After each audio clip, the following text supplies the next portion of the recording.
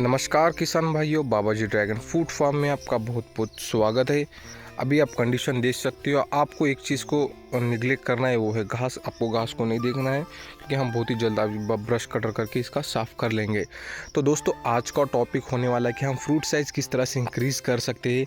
अभी आपको मैं दिखा दे रहा हूँ, सिर्फ 15 दिन के फ्रूट की साइज़ आपको मैं यहाँ पर दिखा देता हूँ। यहाँ पर आप देख सकते हो करीब 250-300 ग्राम का फ्रूट यहाँ पर बन चुका है करीब 15 दिन में, और 15 दिन बाकी है। तो फ्रूट साइज़ के आप देख सकते हो 400 प्लस ही ज़्यादातर फ्रूट हमारे यहाँ पर निकल रहे हैं। और इतनी ज़्यादा फ्रूटिंग होने के बाद भी इतनी बढ़िया फ्रूट कैसे मैनेज कर पा रहे, वो भी हम बात डिटेल में जानेंगे। दोस्तों, हम ऐसी खाद कोई नहीं बताते जिससे डालने से आपका फ्रूट साइज़ इंक्रीज़ हो जाए। हम उसके पीछे का लॉजिक फैक्ट आपको बताते हैं जिससे आप अपने हिसाब से मैनेज करके आपके फ्रूट की साइज़ बढ़ा सकते हो। और ऐसा अभी कोई भी मार्केट में दवा नहीं है जिससे डालने से एकदम फ्रूट साइज़ बढ़ जाती है। उसके पीछे बहुत सारी चीज़ें आपको मैनेज करनी पड़ती है, तभी जाकर आपकी फ्रूट साइज़ इंक्रीज़ हो पाती है। तो दोस्तों, हम डिटेल में बात करेंगे। वीडियो थोड़ा लंबा हो सकता है, इसलिए मैं आपको बता रहा हूँ कि वीडियो में एंड तक बने रहिए। वीडियो के बीच में एक प्रो टिप दी जाएगी कि फ्रूट साइज़ को एकदम से इंक्रीज़ कैसे किया जाता है और मार्केट वाले क्या यूज़ कर रहे हैं जो आपसे छुपाया जाता है। तो दोस्तों, अगर पहली बार आप चैनल पर आए तो चैनल को ज़रूर सब्सक्राइब कर लेना, क्योंकि हम ड्रैगन फ्रूट से रिलेटेड ऐसी जानकारी आपको देते रहते हैं।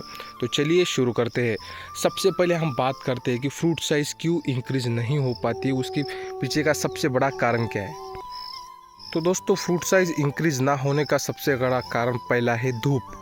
अगर आपके एरिया में धूप ज़्यादा पड़ रही है, मतलब फ्रूट साइज़ पे इफ़ेक्ट पड़ेगा। पौधे के ऊपर स्ट्रेस आ रहा है, पौधे में जो वाटर कैपेसिटी है वो कम हो रही है। पौधा धूप ज़्यादा होने की वजह से फ्रूट में जो वाटर रहता है वो खींच लेती है धूप ज़्यादातर, और स्ट्रेस भी ज़्यादा आने की वजह से पौधा फ्रूट साइज़ इंक्रीज़ ही नहीं हो पाती है। आप कुछ भी डालें, फ्रूट साइज़ जैसे कि वैसी जगह पर ठहर जाती है, और कुछ फ्रूट बढ़ने लगते हैं और कुछ छोटे के छोटे रहते हैं। अगर आपके एरिया में धूप ज़्यादा पड़ रही है तो आपको धूप तो मैनेज आप नहीं कर सकते हो। तो दोस्तों, आप स्ट्रेस एलिवेटर का इस्तेमाल कर सकते हो। जो भी मार्केट में आपको अच्छा स्ट्रेस एलिवेटर मिल जाए उसका आप इस्तेमाल कर सकते हो अगर धूप ज़्यादा पड़ रही है। लेकिन वो उससे ज़्यादा इफेक्ट नहीं पड़ेगा। तो टेम्परेचर भी बहुत ज़्यादा मायने रखता है ड्रैगन फ्रूट में। लेकिन हमारा काम है, हमसे जितना हो पाए हम कर सकते हैं। सबसे पहला पॉइंट आपको मैंने क्लियर कर दिया। दूसरी चीज़ होती है दोस्तों स्टोरेज। पौधे में कितना स्टोरेज जमा है और कितना खर्च हो चुका है। अगर आपने फास्ट ग्रोथ लेने के लिए बहुत ज़्यादा नाइट्रोजन का इस्तेमाल किया है तो आपका पौधा बहुत ज़्यादा वो स्टोरेज खर्च कर चुका होगा। और जब हम धूप के दिनों में हम पौधे को एकदम से रोक देते हैं, पानी नहीं देते हैं, और कुछ ग्रोथ चालू ही रहती है पौधे की, आपने ध्यान से देखा होगा। कई स्पॉट्स निकलते रहते, बडिंग निकलती रहती है और वो लंबी होती जाती है।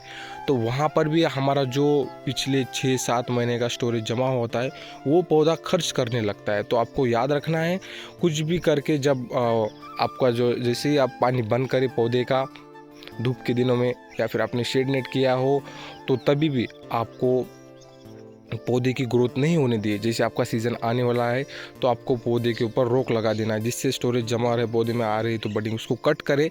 ये पॉइंट आपको पहले करने हैं। अभी तो देर हो चुकी है, लेकिन ये पॉइंट आपको आगे चलकर काम आएगा, इसलिए मैंने कवर कर लिया। दोस्तों, ये तो हो गई स्टोरेज की बात। और तीसरी यहाँ पर बात होने वाली है, पौधे के ऊपर कोई डिजीज़ है तो भी फ्रूट साइज़ नहीं बन पाती है। तो आपको पौधे के ऊपर किसी भी तरह का डिजीज़ आने नहीं देना है, डिजीज़ से दूर रखना है पौधे को एकदम मजबूत रखना है। उसके लिए आपको शुरुआत से ही मैनेजमेंट प्रॉपर रखना पड़ता है, तब जाके फ्रूट के ऊपर मतलब पौधे के ऊपर किसी भी तरह की डिजीज़ नहीं आती है। आप देख सकते हो हमारे पौधे के ऊपर किसी तरह के स्पॉट्स नहीं है, फ्रूट एकदम क्लियर है, फ्रूट की क्वालिटी एकदम अच्छी है। तो इस तरह से आप चीज़ें करते हो तो भी आपका फ्रूट साइज़ में इफ़ेक्ट आता है। तो ये छोटे छोटे से पॉइंट थे जो मैंने आपको बताए। तो अब हम बात करने वाले हैं कि फ्रूट साइज़ इंक्रीज़ कैसे की जाती है। तो आप देख सकते हो दोस्तों, इस पौधे के ऊपर कितने सारे फ्रूट्स हैं, न्यू फ्रूटिंग भी आई है, और हम यहाँ पर दिखाएंगे इस फ्रूट की साइज़ भी देखिए कितनी बेहतर है। तो ये 400 प्लस आराम से चला जाएगा, और मार्केट में 400 प्लस एक नंबर फ्रूट साइज़ में आता है। तो हमें ज़्यादा भी फ्रूट साइज़ बना के कुछ मतलब नहीं दोस्तों। होता क्या है, वो स्टोरेज एक्स्ट्रा ही खर्च हो जाता है। तो हमें मीडियम साइज़ के फ्रूट जितने निकलते हैं उतना बेहतर है, उतना बढ़िया रेट भी मिलता है। आजकल मार्केट में मीडियम साइज़ के फ्रूट को ही अच्छा रेट मिल रहा है। ठीक है, तो हम यहाँ पर बात करेंगे आप फ्रूट साइज़ को इंक्रीज़ कैसे किया जाता है। तो दोस्तों जैसे मैंने बताया कि अगर आपका स्टोरेज खर्च हो चुका है, तो स्टोरेज अगर खर्च हो चुका है तो आपका फ्रूट साइज़ अभी इंक्रीज़ होना थोड़ा सा मुश्किल है। तो उसके लिए स्टोरेज आपको बढ़ाना पड़ेगा। तो स्टोरेज बढ़ाने के लिए क्या करें? पौधे में स्टोरेज बढ़ाने के लिए क्लोरोफिल बढ़ाए, पौधे का जो प्रकाश संश्लेषण है उसके लिए बढ़ाए। तो उसके लिए हम क्या कर सकते हैं? अब देखिए इसमें केमिकल के भी यूज़ किए जाते हैं। अगर आप ऑर्गेनिक फार्मिंग कर रहे हैं तो क्लोरोफिल बढ़ाने के लिए ऑर्गेनिक फार्मिंग में मुझे कुछ पॉइंट तो अभी याद नहीं आ रही, लेकिन केमिकल में आप यूज़ कर सकते हो है मैग्नीशियम सल्फेट। थोड़ा बहुत मैग्नीशियम सल्फेट का इस्तेमाल करें। थोड़ी सी ग्रीनरी अगर आपके पौधे में आ गई तो आपका जो स्टोरेज है थोड़ा सा बढ़ जाएगा। एकदम से नहीं बढ़ेगा दोस्तों, उसको टाइम लगेगा। आप चमत्कार मत समझिए कि ये डालने की वजह से ये हो जाएगा। और ज़्यादा भी इस्तेमाल ना करें क्योंकि वो बाकी जो हमारे न्यूट्रिएंट्स है उसको दबा देता है। तो आपको थोड़ा सा इस्तेमाल करना है। 1 एकड़ में 1 से 1.5 किलो 2 किलो का ही इस्तेमाल कर सकते हो आप, जिससे अच्छा खासा थोड़ी सी ग्रीनरी बढ़ जाएगी और क्लोरोफिल भी बढ़ जाएगा। तो उससे अपना जो फोटोसिंथेसिस है वो भी बढ़ जाएगा। तो ये सबसे पहला पॉइंट है। दूसरा, आप स्टोरेज बनाने के लिए किसी भी खल्ली का इस्तेमाल कर सकते हो। 1 महीने में 5 किलो आप छोड़ सकते हो खल्ली। आप भोजनों को पता होगा, खल्ली भोजन फार्मिंग में इस्तेमाल करते हैं। तो आपको डिज़ोल्व करके 4-5 दिन रखिए, उसका पानी जो है छोड़ देना है। तो ये जो मैं पॉइंट डिस्क्राइब कर रहा हूँ दोस्तों, इसे टाइम लगेगा। आप ऐसे मत समझिए आज मैंने डाला और 15 दिन में स्टोरेज बढ़ गए। कम से कम 1 से 1.5 महीना लगेगा दोस्तों इसे प्रोसेस होने में, क्योंकि पौधे का आपका साइज़ नहीं बन रहा है। तो समझिए आप पूरा खर्च कर चुके हो उसमें का। तो आपको एकदम धीरज रखना है। आप तो आप क्या करते हो, थोड़ा सा डाल के देख लेते हो, फिर आके बोलते हो भाई हमें कुछ रिजल्ट्स नहीं मिले। भाई पौधा है, उसके प्रोसेस करने में बहुत टाइम लगता है। अगर कोई आप खाद भी देते हो तो उसे उठाने में 1-1 महीना लग जाता है। तो ये पॉइंट आपको याद रखना है, ठीक है दोस्तों। अब इस तरह से आप स्टोरेज बढ़ा सकते हो। और तीसरी बात है, और एक पॉइंट आपको मैं बताऊंगा फ्रूट साइज से कैसे इंक्रीज़ की जाएगा। अगर ये चीज़ें आपने कर ली तो पौधा ऑटोमेटिकली फ्रूट साइज इंक्रीज़ करने लगेगा। और सबसे मेन बात होती है पौधे का जो एज है, वो सबसे बड़ा पॉइंट होता है फ्रूट साइज़ के लिए। अगर आपके पौधे की एज कम है तो आप फ्रूट साइज़ से दूर ही भागिए, क्योंकि फ्रूट साइज़ नहीं बन पाता है अगर आपके पौधे की एज अच्छी नहीं हुई तो यहाँ पर एज सबसे बड़ा पॉइंट होता है। क्योंकि देखिए हमारे जैसे अभी जैसे कम उम्र में किसी को बच्चा होता है तो उन्हें उसमें बहुत सारे कमियाँ आ जाती है। बच्चा बहुत ही नाजुक होता है। तो उसी तरह पौधा भी बहुत ही कम उम्र का है तो वो नाजुक होता है। तो उसका पूरा ध्यान ग्रोथ के ऊपर होता है, ना कि फ्रूट साइज़ इंक्रीज़ करने के ऊपर। तो वो फ्रूट साइज़ आपको बढ़िया नहीं देगा।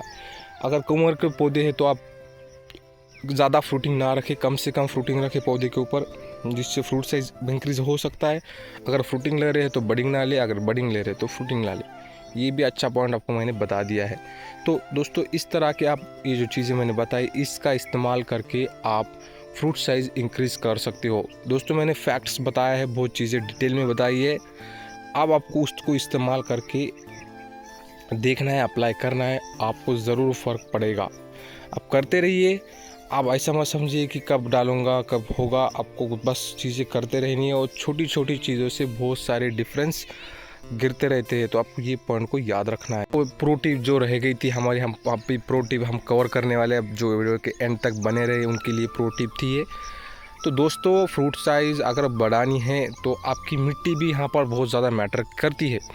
अगर आपकी काली मिट्टी है तो आपको प्रोडक्शन बहुत ही बढ़िया मिलेगा ड्रैगन फ्रूट का। अगर आपकी भूरी मिट्टी है, सफ़ेद मिट्टी है, लाल मिट्टी है, तो भाई उसमें आप कितना भी बढ़िया तरीके से मैनेजमेंट कर ले, बैलेंस मैनेजमेंट नहीं होगा तो फ्रूट साइज़ बनेगी नहीं, आपको प्रोडक्शन अच्छा नहीं निकलेगा। तो जितने बढ़िया कार्बन लेवल होगा आपकी मिट्टी में उतना बढ़िया प्रोडक्शन निकलेगा। कार्बन लेवल बढ़ाने के लिए आपको ऑर्गेनिक मैटर बढ़ाना पड़ेगा। अगर काली मिट्टी है तो ज़्यादा ऑर्गेनिक मैटर देने की ज़रूरत नहीं है। मार्केट में कुछ टेम्प्रेरी कार्बन्स मिलते हैं तो उसका इस्तेमाल आप कर सकते हो। हमारे एरिया में तो मिलता है। तो प्रोडक्ट हम यहाँ पर डिक्लेयर नहीं करेंगे क्योंकि बहुत जन क्या करते हैं, मार्केटिंग कर रहे बोलते हैं। तो आप आपके एरिया में पूछिए कि टेम्प्रेरी कार्बन आपके पास अवेलेबल है क्या। 1 लीटर में बॉटल्स मिलते हैं जो 2 से 3 महीने तक कार्बन सस्टेन करके रखती है और पौधे में जो भी फर्टिलाइजर है वो ज़्यादा अपटेक करने में मदद करती है। तो इस तरह से आप उनका इस्तेमाल करके टेम्प्रेरी कार्बन का इस्तेमाल करके अच्छी खासी फ्रूटिंग ले सकते हो। तो होप करता हो दोस्तों वीडियो अच्छा लगा हो तो वीडियो को लाइक करें, चैनल को जरूर सब्सक्राइब कर लेना। चलिए मिलते हैं अगले वीडियो, तब तक के लिए जय हिंद।